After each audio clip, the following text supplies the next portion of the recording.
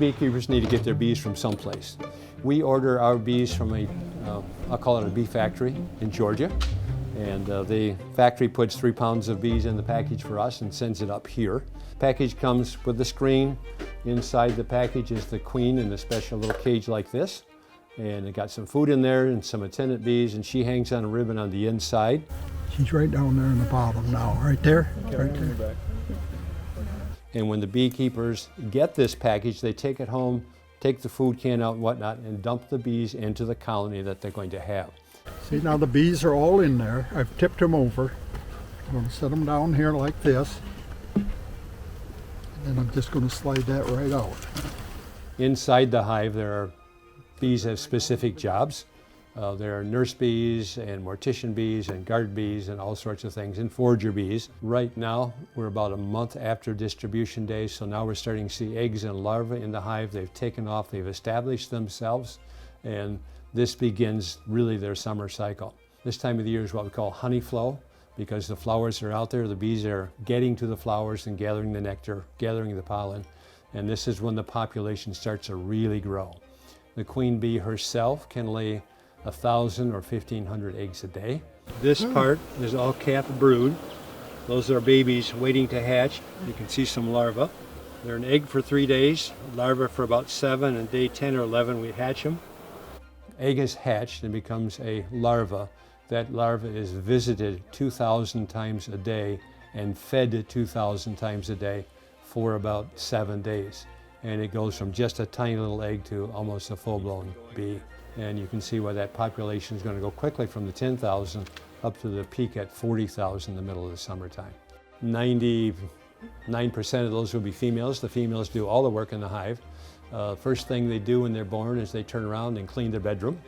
There will be 300 to 500 males in a hive in peak situation, and their only job is to mate with a virgin queen. So if for some reason they need a new queen in a hive, that's the job of the male to mate with the female. We refer to a bee colony as a superorganism. The whole thing operates together as one unit. Honeybees are known as pollinators. It's an incidental byproduct. They need to get the pollen, they need to get the nectar out of the flowers for their own purposes. The nectar becomes honey for us and the pollen becomes food for the babies. But in that pollinating process, when they visit the flowers, they actually pollinate from one to another. And those bees are all out in flowers visiting for their purposes, pollen and nectar, but in the process pollinating all those blossoms.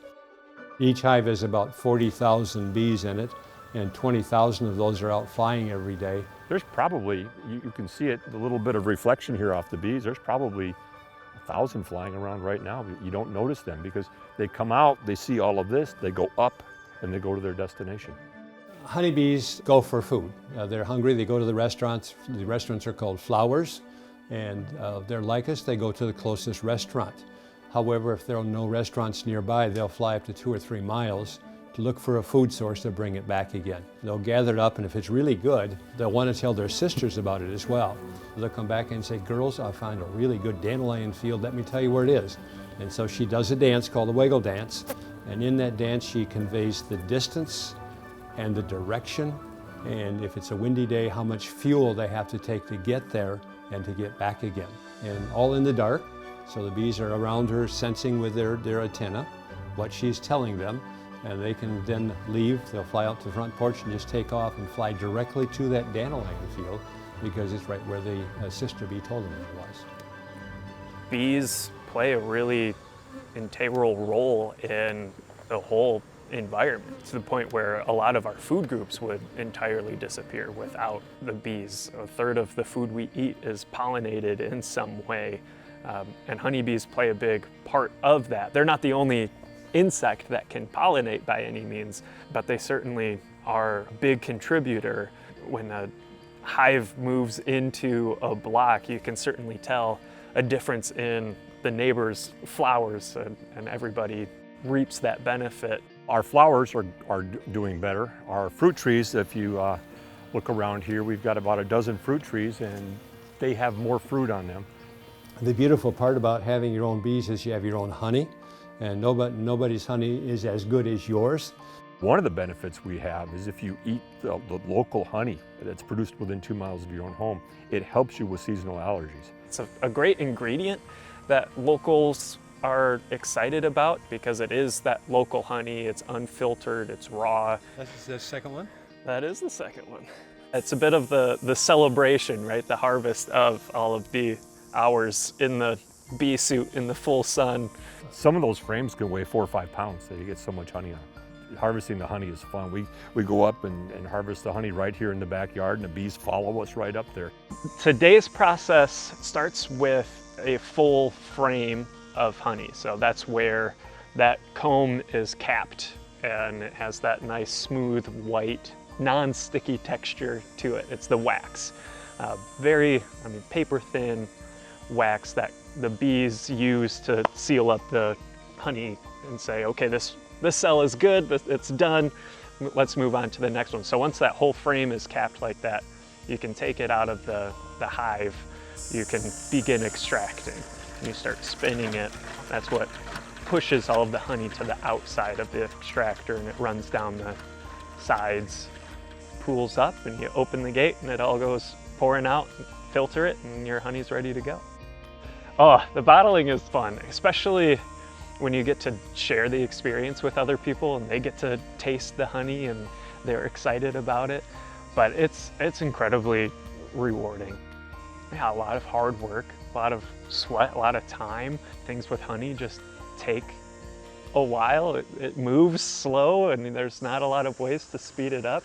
So it's a fun balance of me as the beekeeper investing in them and taking care of them, making sure they have what they need to have to be happy and healthy. And then in exchange, they give this honey and you get to enjoy that. We often talk about beekeepers and bee havers, and we'd like to have beekeepers instead of bee havers. It's not something you can put in the backyard and leave. They are livestock, and they need to be taken care of as if they are farm livestock. To get started in bees, you really need to be educated if you want to be a beekeeper. What we recommend is that you find somebody who is a beekeeper, work with him, go to the bee school, which is usually an all-day thing that covers equipment and diseases and handling of bees and that sort of thing. The Holland Area Bee Club really serves a lot of Western Michigan. There are other clubs around too. We're one of the oldest ones in Michigan, and we have about 500 members right now. We usually meet about once a month. We have speakers and clinics and demonstrations, that sort of thing. Oh, the club has been great. If you need something, usually I go through Don, and if there's a question that he can't answer, he gets a hold of somebody else who can help me. We are in the heart of Holland, and we've got plenty of space for the bees. The city of Holland is very progressive, I think, this way. There are many cities in the country who are doing this, but the city of Holland has an ordinance on the books that allows us to, as beekeepers, to have bees. And the number of colonies that we can have is dependent on the size of the yard. If you're in a downtown area where the lots are 45 by 100 or something, you're allowed to have 2 colonies. Out where we are, we've got some more space here, we can have up to 9 colonies. We have an ordinance in place that we said had 3 aspects to it. It had to be good for the bees, and good for the beekeepers, and good for the neighbors.